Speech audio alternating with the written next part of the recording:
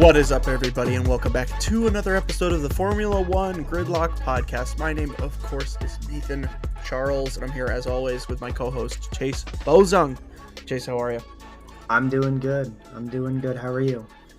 You know what, Chase? I'm a little tired. We're recording this a little late, especially after a long day of work, but I'm excited to get into it because this was an interesting race. At first, I thought it was a little boring, personally.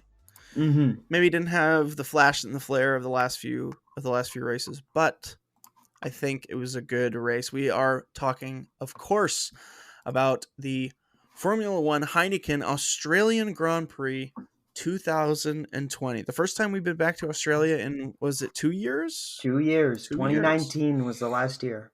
Good to be back there in Albert Park in Melbourne. They made some changes to the track from the last time we've seen it. I think the changes were generally pretty good, but I'm sure we'll talk about those a little bit later. Let's get into the race rundown. Once again, we're doing the top 10 and the DNFs.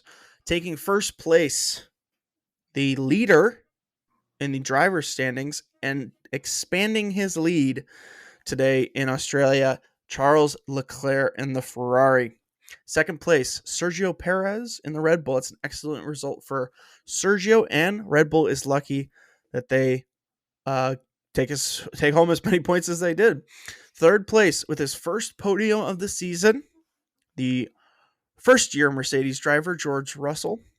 Fourth place, seven-time world champion Lewis Hamilton in the Mercedes, of course. Fifth place, Lando Norris, my guy, in the McLaren. Sixth place, his teammate, another one of my guys, Daniel Ricciardo, in the second McLaren. Seventh place, Esteban Ocon in the Alpine. Eighth place, Valtteri Bottas in the Alfa Romeo. I was questioning earlier while I was watching the race. I was like, oh, there's not a second R. I've been saying the second R. Alfa Romeo. Ninth place, Pierre Gasly in the AlphaTauri. And 10th place, honestly the surprise of the race, Alexander Albon in the Williams, scoring his first points in a Williams, and one of Williams's few points they've had over the last 4 or 5 seasons.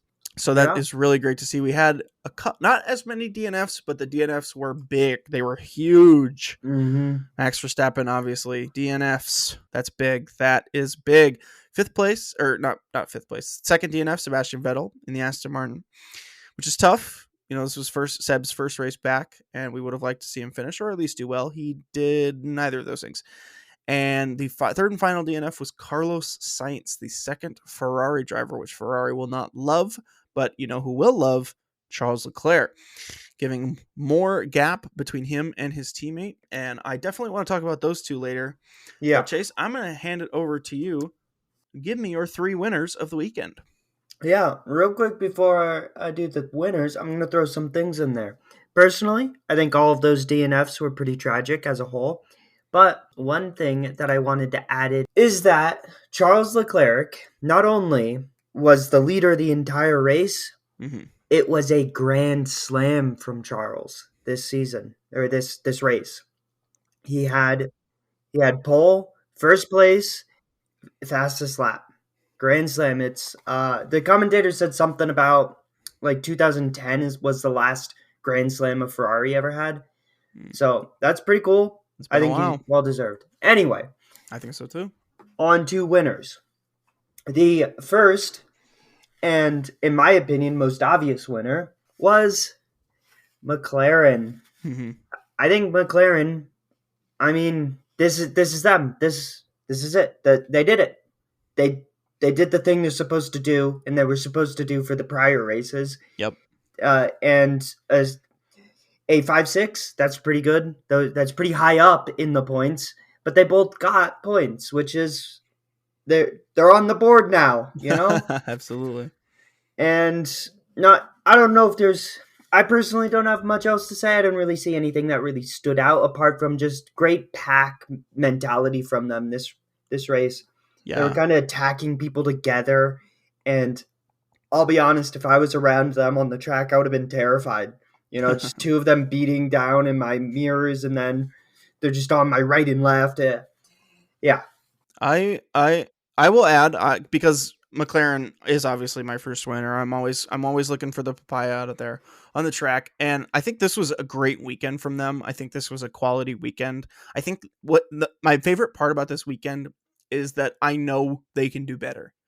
And a fourth place qualifying for Lando, a fifth place finish, a seventh place qualifying for Daniel, a sixth place finish. They kind of squeeze together, but this is what you want to see if you want to be there fighting for that third, fourth, fourth, fifth, that if you want to be fighting in that area. And that is exactly where McLaren wants to be. That's exactly where they want to be. So this was a fantastic result for them. And I know they can do better, which is my favorite part about it.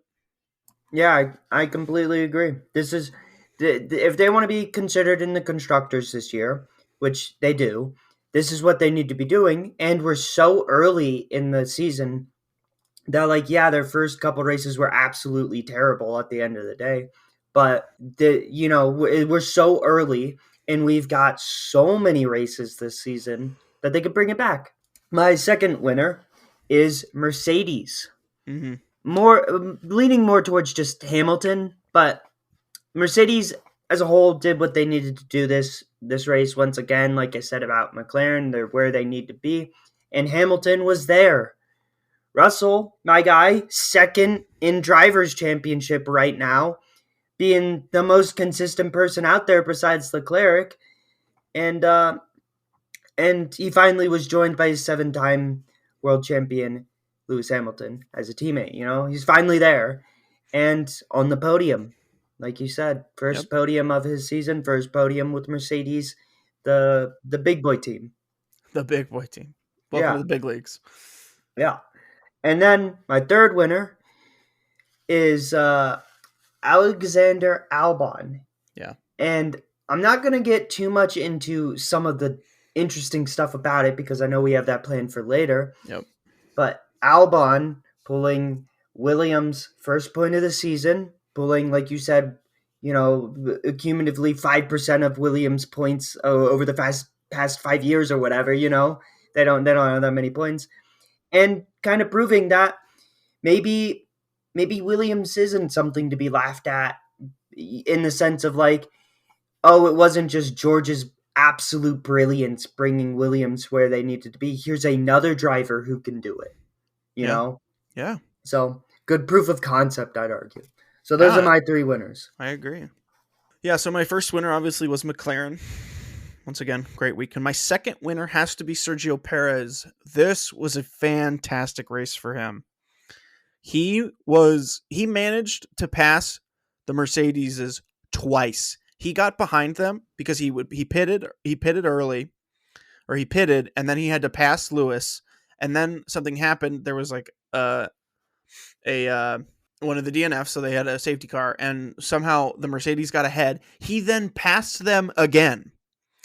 This was a dog fight from Sergio Perez the whole race, and I think it just shows how worthy he is of that seat. I know there's rumors and people are like, oh, maybe they need to give Pierre another shot at the Red Bull seat. Maybe, if Yuki Tsunoda has a good season, let's put him in the second Red Bull seat. And Sergio is like, no, do not compare me to these children. I am more than worthy of this Red Bull seat. And I think this absolutely showed how good Sergio really is in that Red Bull. I'll butt in here real quick Go before you ahead. move on to your third. Go ahead. Anyone who doubts Sergio Perez's position in Red Bull, I immediately lose a little respect for, because time and time again, he has proved that he is the perfect teammate for Max Verstappen and the perfect secondary driver for Red Bull. Yeah. I mean, Abu Dhabi last year, and then like you said, this year, this race, he was fighting those people to the point where Mercedes had to tell Russell, "Hey, don't destroy your tires Yeah. just to keep him Let him behind go. you." Just let him Yeah, go. yeah. So anyone who doubts Sergio, I'm a little sad by that, because he's in the perfect position possible for this team, for himself, for Max. Like, it's perfect. It's Yeah. literally a perfect Yeah. dynamic. It's a perfect match for sure. My third and final winner, you touched on it earlier, but it has to be George Russell. I think whenever you kind of get this like, oh, this guy's, I hate using the word like phenom or like this this is the next kid. This is the guy. This is the guy that's going to be the future. Look, those are just labels. You actually have to go out there, you have to get in that car, and you have to prove that you belong there.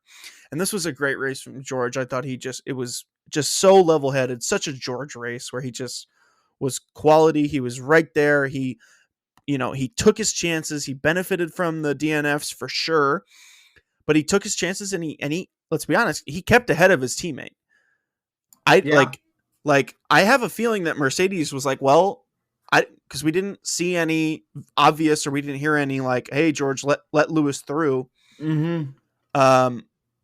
Mercedes is back there like Toto's back there like, look, this is why we brought this kid in. We want to give Lewis a challenge. And I don't know if they told Lewis, hey, look, you're in, you're fourth, fifth at the time, and then they got the DNF, bumped him up to 3-4. If they were like, hey, look, you're in a good position, don't try to go at your teammate. But that's not the way Lewis rolls. Lewis will always Mm-hmm. attack his teammate. He's always done that. So I have a feeling that George was just quicker today than Lewis. And I think Well, that is absolutely what Mercedes is looking for George. George has been quicker every race this season than his True. teammate. True. And it would be ludicrous to tell George, hey, get out of the way for Lewis Hamilton, your teammate who has like, I don't know, a handful of points prior to this race, to tell George, who's up there higher than almost everybody on the grid, second place current standing. Yeah, second place. So it would be ludicrous to say that, George, get out of the way for Hamilton, who's slow, who's been slower, who is slower, who has virtually no points compared to you. I'm really glad we didn't see that here. I'm really glad Mercedes isn't saying, well, Lewis is our number one driver. Yeah. So, Yeah. I'm glad we don't have that right now. Absolutely. All right, those are my three winners. Honestly, I thought there Good were a lot. winners. I thought there were a lot of winners today. But let's talk about Yeah. the losers chase. Let's talk Mm-hmm. about the guys that didn't have such a great race. Go for Yeah. it. Alrighty. I wrote down Red Bull engine. Just, we're talking 5 Red Bull engine DNFs in 3 races. Yeah. That's not good at all. That's not good at all. And I'm going to touch on what some interesting facts about it, but just Red Bull engine. Whatever's happening there needs to stop because consistent George is second place right now. He hasn't won a race. This is his first time on a podium this season, but he is second place. So maybe consistency's better here. We'll see. My second loser is Aston Martin. Kind of more Sebastian. Maybe, I don't know if I'm maybe picking on Sebastian as in like, oh, he did terrible. I'm just saying like, just a terrible weekend for them as a whole because of I wrote it down. So Sebastian Vettel crashed 3 times this weekend. He wasn't in FP2 and he got 1 qualifying lap in. Yeah. Aston Martin is currently the only team who has 0 points, which is absurd comparative to previous seasons. They're 3 races in, 1 team doesn't have a point. I love this season. Yeah. And then Stroll crashed a couple times and also kind of pulled into Latifi. And by kinda, I mean pulled into Latifi. I mean, absolutely. Yeah. So that was, just a pretty painful weekend here for Aston Martin, and I'm really kind of disappointed because that's big money. We know they're one of the teams with big money, so we know that they should be doing more than they are. And then my third loser is more about the situation, less about like how it came to be. But Carlos Sainz DNFing on lap 2 after getting a terrible start because of hard tire compound. I don't know the theories as to why he was on hard and why Leclerc wasn't on hard compound or whatever it may be. He didn't have a good start because of the hard compound, lost a bunch of positions immediately, and then DNF'd 2 laps in. And that was heartbreaking just to see, like, they're the team right now, you know? They're the superstars. Him and his teammate are the superstars of the track right now. Their team is almost double that of second place in constructors standings right now. Yep. I was disappointed to see it. Yeah, I got to agree with you with a lot of your losers. I also had Carlos and Aston Martin. But I think the biggest loser from this race has to be Max Verstappen. It has to be. Mm-hmm. This is a kid who is now fighting in his first season as a champion to repeat. And let's be honest, 2 DNFs in 3 races is not the way you want to start your championship. Your attempt to repeat your championship, your title defense. That's the word I was looking for. Yeah, title defense. That's the I word think, you're looking for. and what's wild is he won the only race he's finished. So I think you have to Max, and I think I've seen some clips and stuff of him saying like, "Look, I'm not really worried about the championship. That's media. Okay, he's very worried about this championship. This is what Max lives for. He lives, and I know he's already won it, but he absolutely wants to win it again. He wants nothing more in this world than to win this championship again and again and again and again. It's what he lives for. It's what he's been dreaming for since he was a kid. And so I know that this is killing him, that his car just keeps crapping out on him. And I know it's killing Red Bull because they know they've got a once in a generation talent in Max Verstappen. It's killing them that they can't give him a car that can finish a race.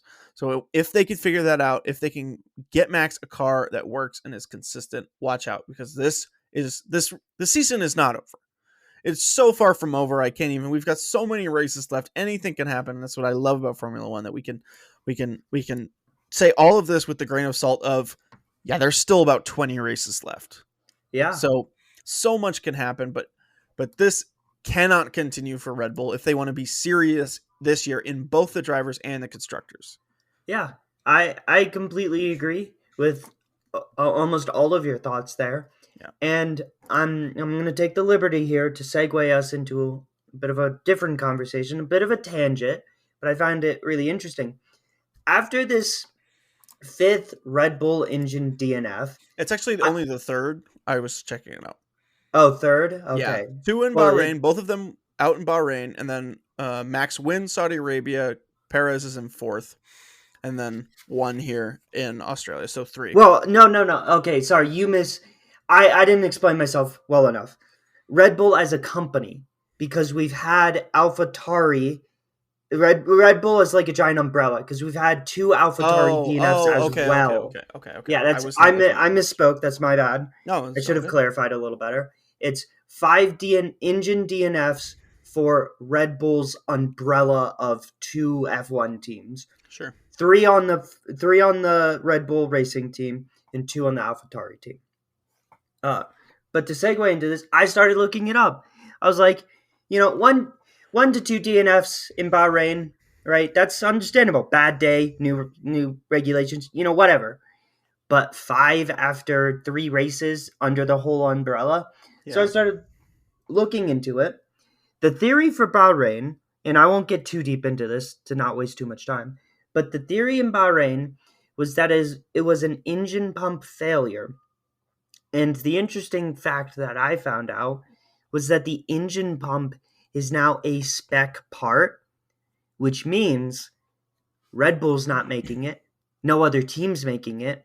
They're being given it by the governing bodies of the racing. Okay. They're being given that part. So if it's true that it was a engine pump failure, we might be seeing it more this season because Red Bull can't change whether their engine pump failed there by making the part better, right? Yeah. And I also heard a little tale that Ferrari had changed out their engine pumps uh, before the race in Bahrain, and Red Bull had not. So interesting. And then on the subject of consistency, their chief technical officer, uh, he's had a bit of a history with having very unreliable cars, but really fast cars. He's been in the sport for some time, Glass and he cannon. yeah, glass cannon. Yeah, exactly. He's been in the sport for some time, and he had a McLaren car that would dominate every race that it didn't DNF in, but they eventually lost because it just kept DNFing.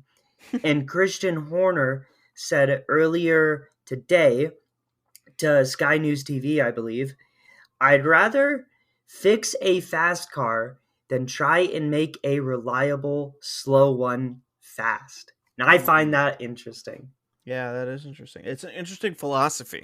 Mm-hmm. And given Saudi, right, the Saudi Arabian Grand Prix, Max came home first. The Yeah. one race he hasn't DNF'd in, so maybe True. maybe there's validity. Maybe there is some validity. To be fair, before his engine failed, and he raced most of the race. Max did. Both times. Yeah, he was never going to win this race. Yeah. Charles was dominant throughout the entire weekend. Yep. I agree. I agree. And Max thinks that himself. I was looking at his Instagram earlier today. Yeah. He said, unfortunate. I'm paraphrasing him. He said, unfortunate that I got DNF'd or whatever. Was looking at like a very comfortable P2. He Yeah. used the word an easy P2. Yeah. So Definitely. yeah. All right, Chase. Let's move on. Mm-hmm. Let's talk about. Let's just talk about some of the main talking points in the race. I've got a couple things we've already sort of touched on. We've got Sainz's terrible misfortune in this Mm-hmm. race. Obviously, not being able to put a good qualifying lap in. He qualified, I believe, ninth, and then of course lap 2 Mm-hmm. spins out. A lot of tire problems in this race today. I thought that was kind of interesting. Maybe we could talk Yeah. about that for a little bit. A lot of people were complaining. I believe it was left front tire was taking a lot of deg on pretty much everybody's car except for Alex Albon's, who, if you didn't watch the race, Alex Albon did almost the entire race except for he crossed the finish line in the pits. By almost the entire race to Yeah. pinpoint this here, we're talking every single lap except one. Yeah, except for the last lap. He did it on a hard set of tires. I don't know how he did that, considering so many people were complaining about tire degradation. You had Max And got in top 5 or Yeah. top 10, sorry. and top 10. Yeah, you had Max. You had both of the Alpine guys. I'm sure everybody else was complaining about it as well. We just didn't hear it. But Max, of course, is very vocal whenever something goes wrong. So that was kind of fun. Let's talk about the track changes. I think that could be. I really, really liked what they did with this track. They took out a couple real sharp, real sharp left-handers, and made them more into more wavy, just less sharp. I described them as like gliding corners. Yeah, You much kind of more. glide through Yes, the corners. exactly. And I really enjoyed the racing. I thought the added DRS zone was great. Mm-hmm. I thought it gave people a chance to overtake on a track that is pretty difficult traditionally to overtake on, with its only 2 DRS zones. I thought it was a very difficult track to overtake because one of the DRS zones is on a curve. And so we saw a couple people, I think we saw Sergio Perez get past a Mercedes in that curve. Mm-hmm. But generally, it's a pretty difficult track to overtake on. I often forget that this track is a street circuit. And although it's not as narrow as, say, another infamous Singapore, or even a place Monaco. like Monaco, it is, when you are especially when we're getting these helmet cams, Mm-hmm. especially since we just came from like the wide open sands of Bahrain and Saudi Arabia. Although Jeddah was a street circuit, but it didn't feel like one. Um, it felt very much like a track. But Yeah. Bahrain is so open. I always forget how very, very small the track is here in Australia. Yeah. Well, on the subject of the changes and being hard to pass, that was one of the big things that they did. They took out the sharp corners, which sharp corners can be hard to pass in, Yeah, right? yep, They made them more flowy. And then, from my understanding, they also opened up some of the corners to be wider, so that way you could fit more cars through easily, making it a like viable place to pass, right? yeah, So between all of that, between the DRS zone and between the more just flowing of the corners, I think it was a phenomenal race. Every time it yeah, cut to a car or cut to, here's them restarting, after the safety car, it was just zooming. They were zooming and flowing, and there were so many cars. It was yeah. so interesting to It was watch. good, very good. I loved the changes to this track. I think they did a phenomenal job changing this track personally. Definitely, definitely. Yeah, and I mean Charles Leclerc this weekend was fantastic. Let's just be Mm-hmm. honest. I mean, like you Yeah. said, the Grand Slam pole, first Yeah. place, and fastest lap. Um, I wanted to talk because I was really really intrigued by um coming into the season with Ferrari. I was like, who is their number one driver? We had Carlos Sainz, who has been consistently getting better and better. He was the number one driver at McLaren for a little bit with him and Lando. And I know Lando came on pretty strong, but it really was Carlos's team. Carlos, of course, then leaves, goes to Ferrari, and now it's like we've got this. He's still pretty young, Carlos. I know he's been in Formula One for a while, but he is young.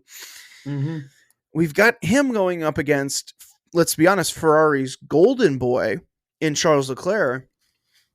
You know, a kid who's wanted to Mm-hmm. race for Ferrari ever since he could, speak or walk. It's like, who is going to take the reins here? Who is going to be the one to be consistent? And I think we're seeing it now. It's Charles. What do you think? Do you Well, think this weekend kind of sets the tone for Ferrari? They kind of look around, they kind of look between their two guys and go, "Okay, look, Carlos, we really like you, but I mean, look at what Charles is doing. Look at how dominant he was this weekend." well, to answer the question, who is Ferrari's number one driver?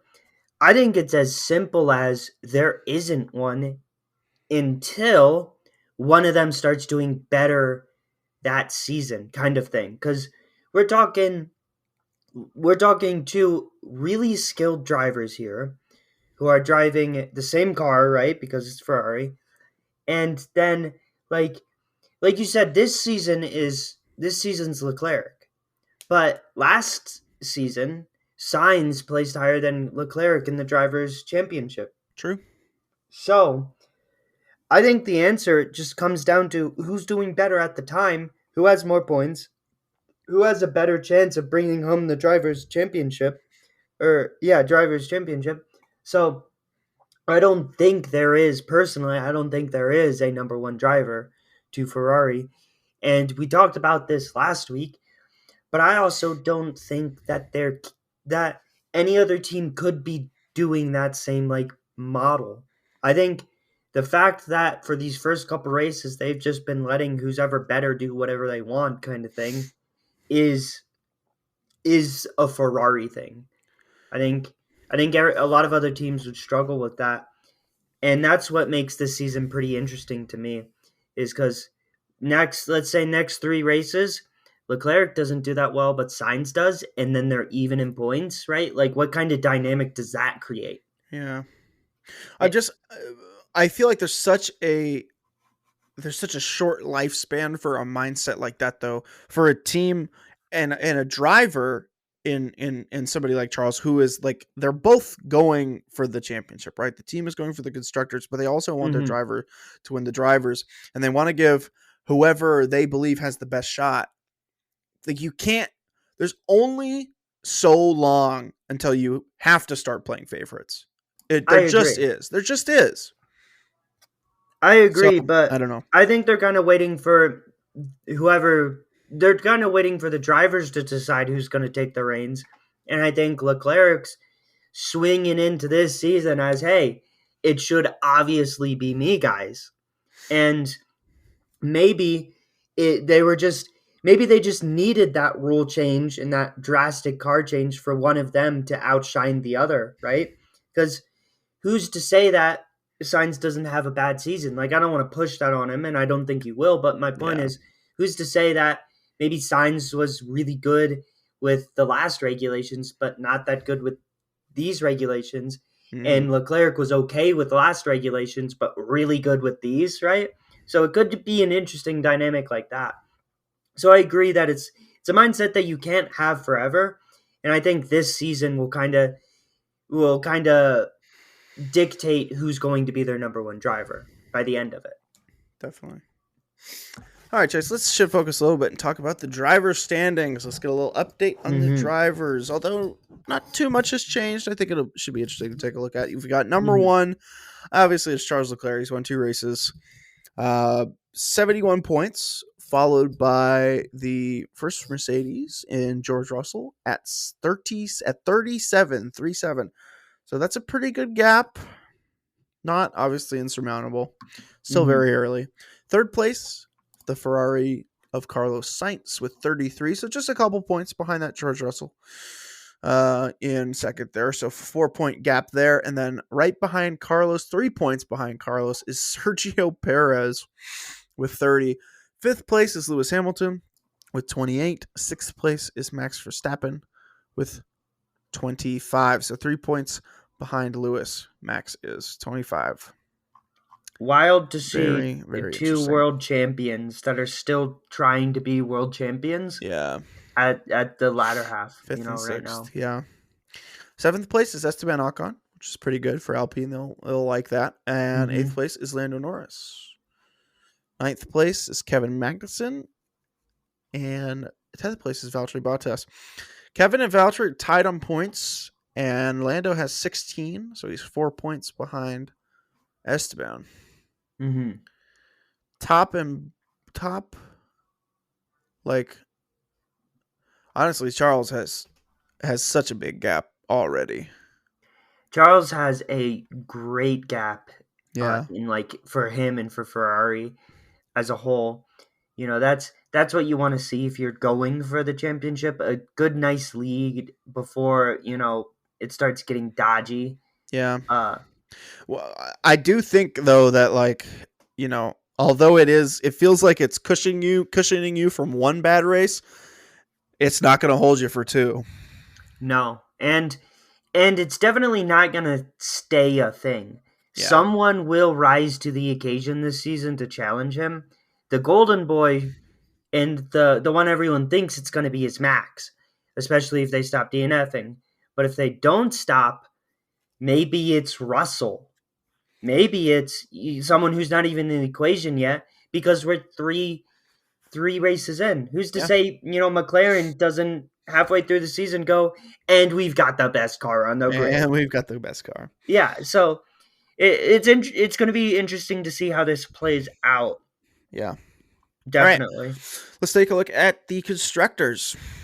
We've got Mm-hmm. the obvious number 1 Ferrari sitting at 104 points. They break the 100 barrier this weekend in Australia. Second place is the Mercedes, 65 points. That's quite a gap. Obviously not insurmountable, but 60 about 40 points. It's a pretty decent gap Ferrari has built for themselves. A good Third one. place, Red Bull, 55. So they're only 10 points behind Mercedes. Fourth place right now is McLaren. They will like to see that. They jump up into fourth place after this weekend. Fifth place, right behind them, Alpine. Sixth place, Alfa Romeo with 13 points. And right behind them in seventh is Haas. Let's go. I love to see that. Yep. Eighth place is AlphaTauri, obviously, with 10 points. And Jumping up into ninth with 1 point is Williams. Yep. You love to see that. You love to see it. They're making their way back up to the top. And Aston Martin, excuse me, sitting now dead last. The only team to score no points so far this season. Let's Which, talk. We got to talk about that. Let's talk about Aston Martin. yeah. I mean, what is happening? What is going on? I'll be honest. I have no idea. I haven't seen anything on it. It's not anything major like Red Bull where you could be like, oh, their engine blew up. It's not anything obvious to the onlooker. So I have no idea. You can't blame it like entirely on the fact that like Sebastian Vettel got COVID-19 because like Hulkenberg didn't do much better than Stroll. Yeah. So it's I'd assume something with the car because at the back half of the grid, what kind of strategy do you have? That's really screwing you over, kind of thing. I don't know. I really don't have much to say about it besides they got way too much money. They got way too many big names around them, to have this happening, in my opinion. I I always look at the drivers first and foremost. I agree. I look at their drivers and I go, you've got I am becoming more and more soured on Sebastian Vettel. I know people are like, he's such a great guy and he's still quick and he's still got it left in him. I don't think he does. I think we are seeing the death throes of a former world champion. I don't think Sebastian Vettel he just doesn't have the edge anymore. There's something missing. And I know people are like, "Oh, he's going to get a fresh start with with Aston Martin and these new regulations are going to give him new life." And I don't see it. We're still early. And he could surprise me. But I don't think Sebastian Vettel if this form continues, and I don't think it will be nearly as bad as this, but this Aston Martin car is not fast. It's not fast. Mm-hmm. They are nowhere near on the pace. Aston Martin wanted to be fighting with McLaren for fourth. They're not even close. Which up until this last race, it was relatively close, but that's at the fault of McLaren, not Absolutely. at the triumphs of Aston Martin. Yeah, definitely. This does not look good for Aston Martin. Granted, 3 races in. But their car is nowhere near where it should be for a team of their financial size. Yeah. They've got Otmar Safnauer as their team principal. No, Alpine does. My bad. They fired Otmar, who I think Otmar is a great team principal. I think and he's proving it. I mean, I ragged on him last week for letting his racers go at it, but they didn't crash out, and it worked out in the end. So I defended Otmar. I like Otmar. I like him too. Yeah. I am not sure what is going on at Aston Martin, but they need to take a good long look at not only their staff, their upper management, their staffing management, but also what their driver lineup is going to look like in a few years. Like, because I like Lance Stroll. I think Lance is a good guy, but I think he hits a skill ceiling really early compared to some of the other guys. I think Sebastian Vettel is only going to get worse from here. I think Lance is a great secondary driver. And I don't know about great. He's certainly. I'm not trying to dog on him here. I'm not. I like Lance. I think he's a Formula 1 level driver. And that is probably the nicest thing I can say. Yeah. I think he's a great secondary driver with the caveat of he brings in a lot of money but you're never going to look at him much past that. He had his moments, but I'd argue that was because their car was really good when he had his moments. And I'm with you. I think Sebastian Vettel's only going to decline.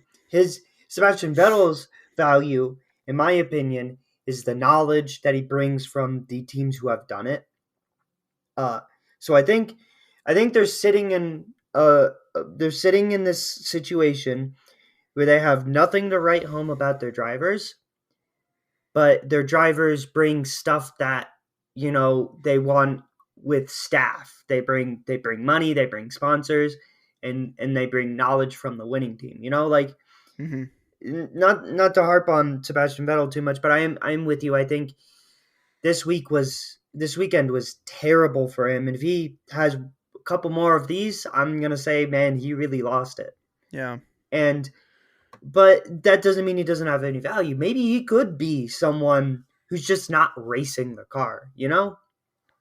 I agree. I don't think there's anything wrong with having him as a reserve driver and giving somebody like Piastri Mm-hmm. or giving somebody who has proven themselves in F2 a shot at a Formula 1 seat. Yeah. I think this season of the podcast and this season of F1 we're gonna have to start dogging on Sebastian Vettel, like how we dogged on Valtteri Bottas last season. I know I did, and Yeah. I kind of feel bad because I think he's proven us. I mean, he's finished really well this weekend. He Yeah. finished.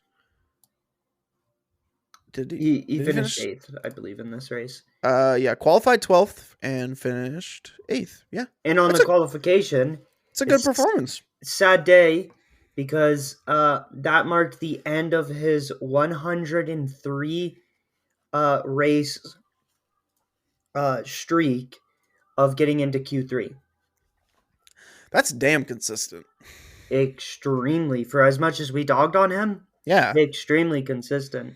yeah. But the way I think about it is everyone in the grid has either had or will have their moment of being dogged on this podcast.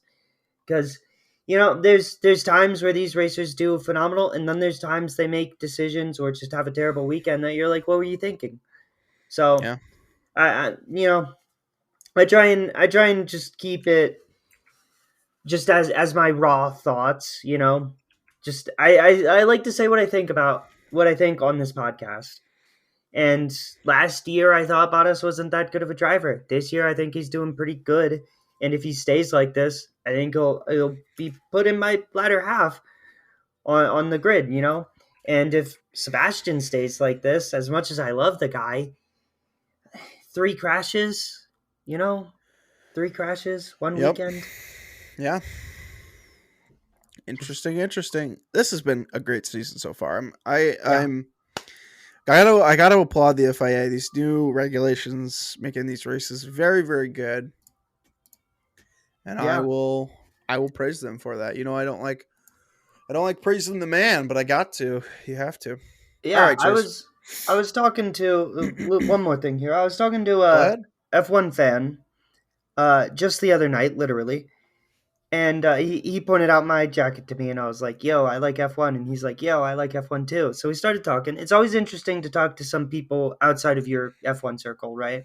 Because obviously me and you talk on this podcast, but I don't really talk to that many people outside of you and like my mother, right? Yeah. It's interesting to see his thoughts.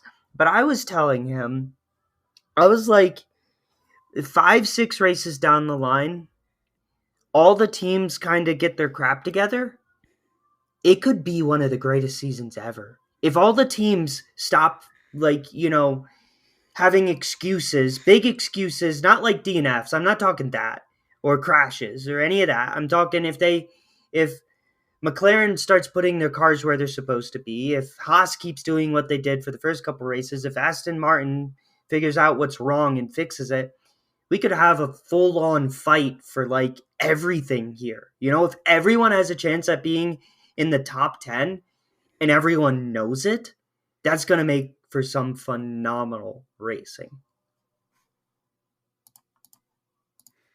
Absolutely. Couldn't agree more. Could not agree more.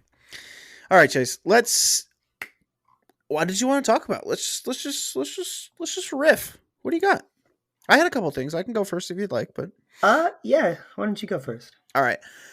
I was really interested in obviously we've been talking about how the Red Bulls have been DNFing, but something that Sergio's race engineer said to him, I thought was really Hmm. interesting. They were because Sergio obviously saw that Max DNF'd, and he gets on his radio. He goes, "What's wrong with Max?"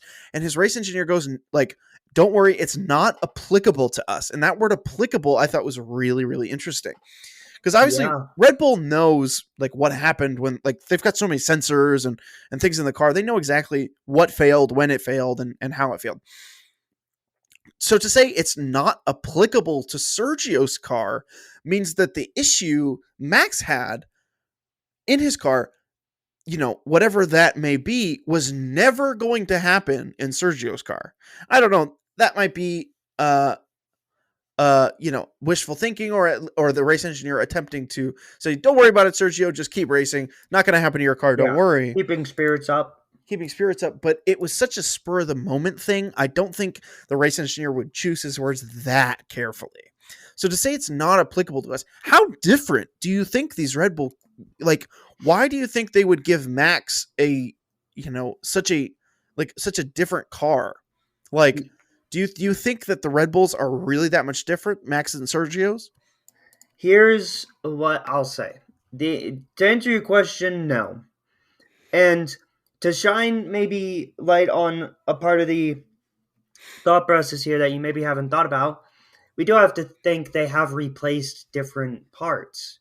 Yeah, So who's to say that, like, at this point, because of so many DNFs, maybe they fixed a problem in Sergio's last time he DNF'd that they couldn't fix because of regulations and stuff. Because we know that the teams can't just do whatever they want to the cars whenever they want, right? So maybe they fixed something in Sergio's that they hadn't fixed in Max's. Or maybe like last week when Max crashed out of qualifying, right? The commentators talked about how that could be, that could cause problems for the gearbox because crashes are never really good for the gearbox. Maybe they knew that Max's gearbox was, not the best right now. So you see my point? I'm not saying, that that's specifically the case, but my point is maybe it's just replacing parts that is the difference here. Because I don't really see why they would make their cars that different. You know, they're not trying to they're not trying to test things with Sergio. They have a second team for that and they have years of, heritage for it. And they're not about to give Max a winning car and not Sergio. That would because they want to win constructors at the end of the day still. So, I think it's definitely very interesting the choice of words.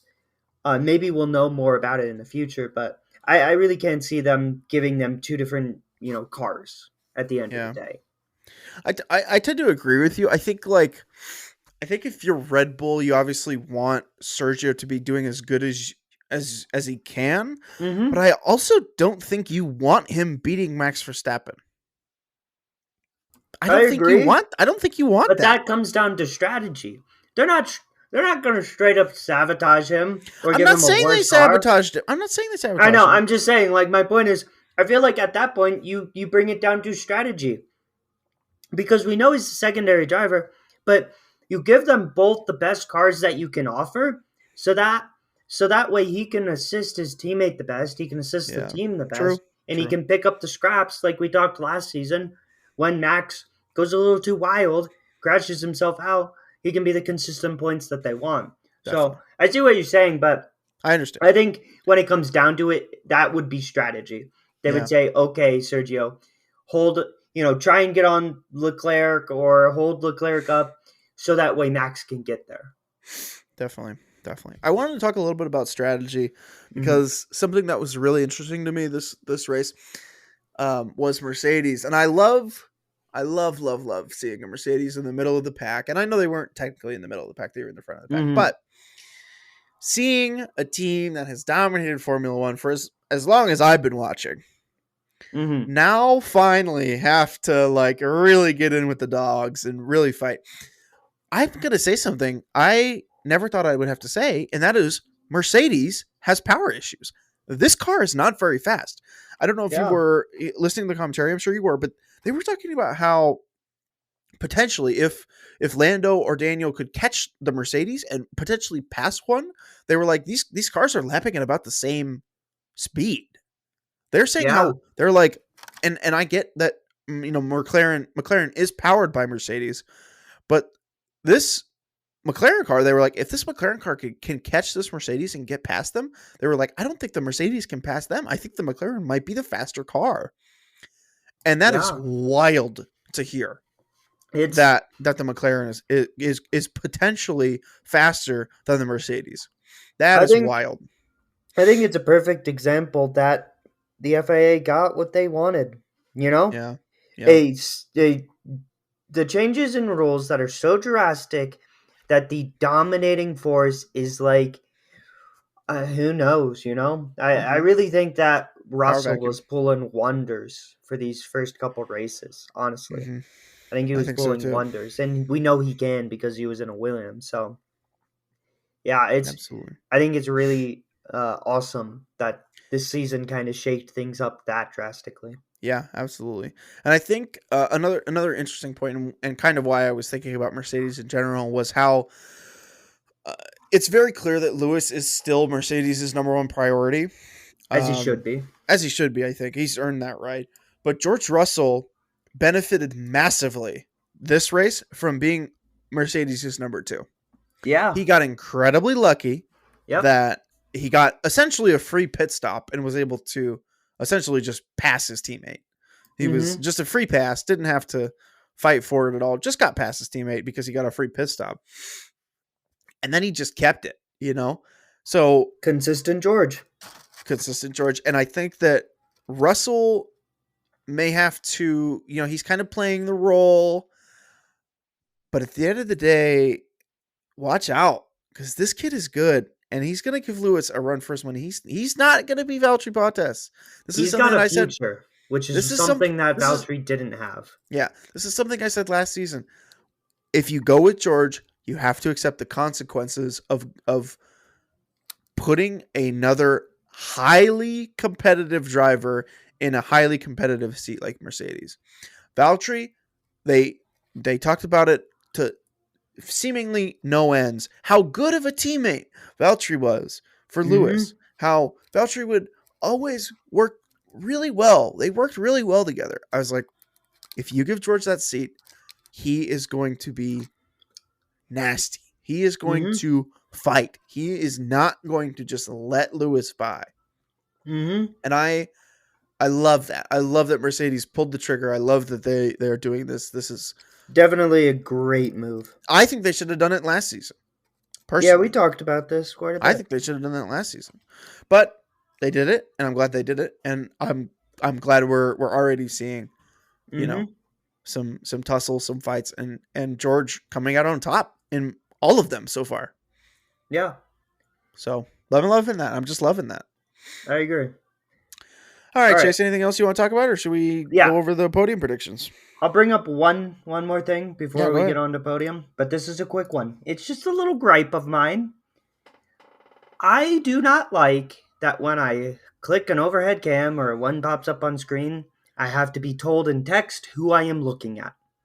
I can obviously tell whose car it is, but there is no indications. And I looked at this race, I kept searching. I would literally pause it and I'd be like, can I tell which one of these two racers it is? The answer is no. I want nameplates there, please. Just put, C. Leclerc right on that bar, the bottom half of the bar, underneath the, top part. Just doesn't have to be large. Just C. Leclerc and Verstappen. It's I'm not heated about it. Just a little annoyed. I'm annoyed that when they switch to it, I have to be told by the commentators or text which racer I'm looking at, not I can't grab it. And I feel like I don't know what happened, but I feel like I was able to do that in prior seasons. Maybe I Mm. was just like on another level. Could be. consciously, you know? I don't know. You're just getting older, Chase. Yeah, You're just slowing down man, a little bit. ancient. But yeah, it's a little thing that I wish I could have just right there, you know? I All don't right. know. What do you Well, think? my uncle works for Formula One, so I'll talk to him. No, that's a joke. All right. I think we should move on to podium predictions. Or no, Yep. before we get to podium predictions, let's look at the next race. The next race up. Mm-hmm. We head to Italy next week, not to Monza, but Mm-hmm. to Imola. Mm-hmm. We first raced here in 1980, and we last raced here last year.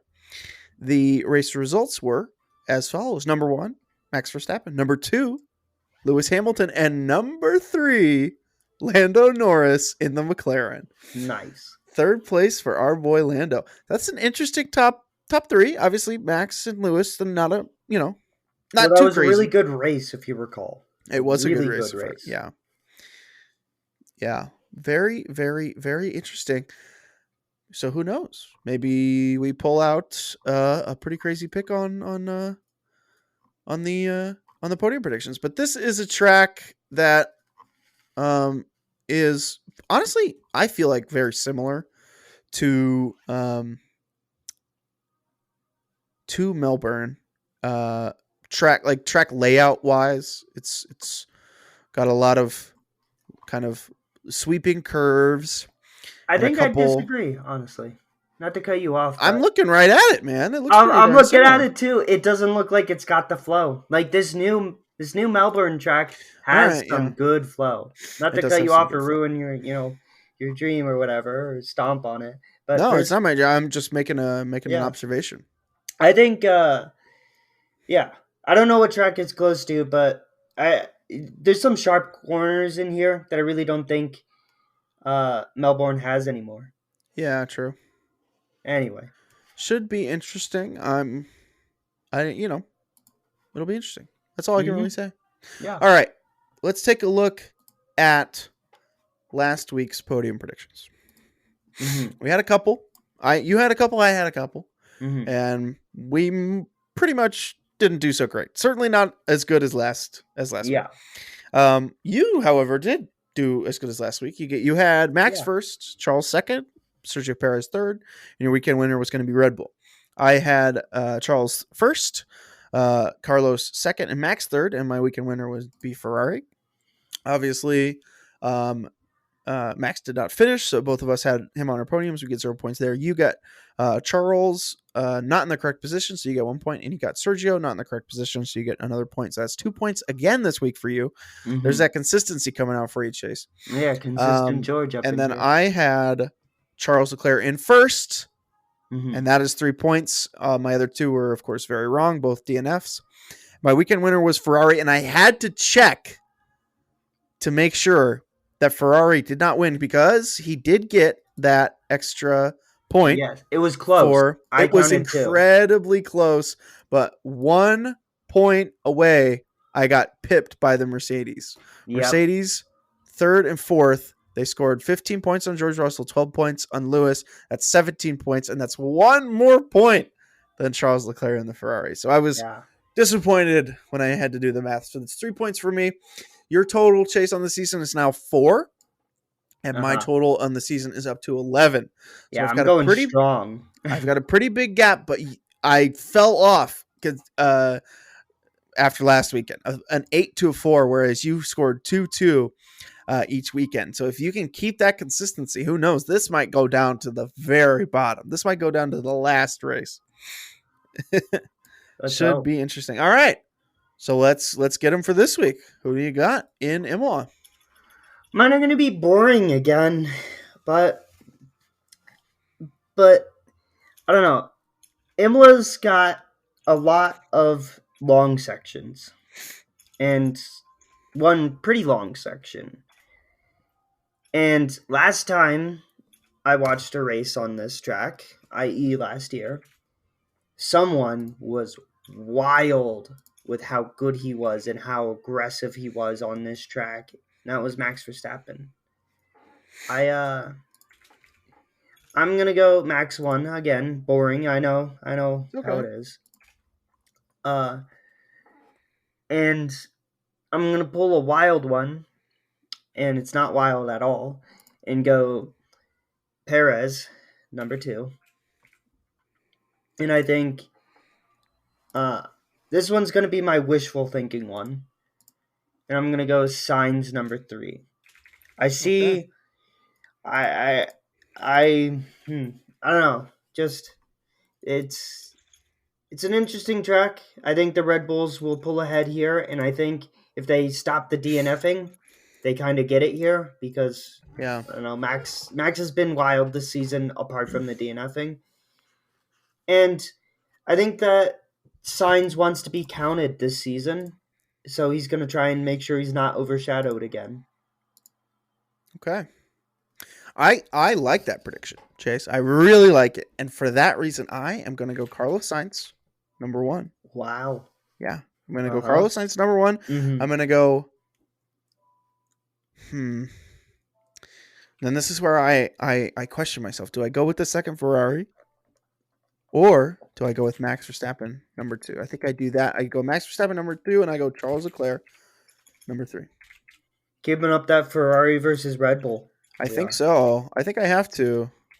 Yeah, it's been good for me too. I'm betting on the 2 good teams. I think so as well. Although I should back my guy. I should back Lando and take him 3rd. There's no way. I'm sorry. Okay. If I do it and I get it right, you give me 5 points. Yeah, sure. I'll give you 5 points. Right, I will air quotes bet on this. All right. Like, if I get Lando right, I'll put it down. I've written it down. Lando in 3rd. If he gets 3rd, or if he gets on the podium, somehow 5 points. In 3rd? Are we counting? No. If he gets on the podium.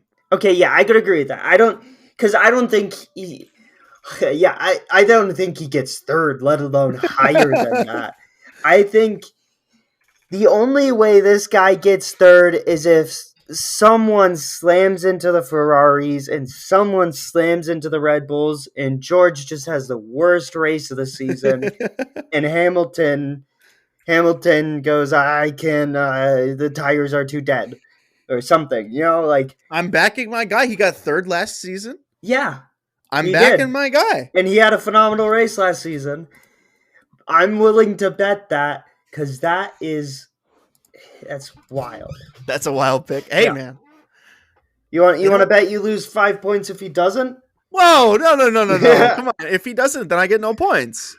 Yeah, all right. I could go with a safe pick and play the odds and go with somebody like I'm so confident that he won't go on the grid. I'm willing to give you extra on the podium. I'm willing to give you extra. That's fine. I'll take that bet. I'm going for that. All right. I think that's it, Chase. I think we can call it good there, don't you? Yeah, I'm happy with it. All right. Once again, next race, Imola. I believe it is next weekend. I don't think we have a gap this week. So nice. We will be back next week with another episode of Formula One Gridlock, the podcast. I added a new "the" in there. All right, Jay. See you next time. See ya.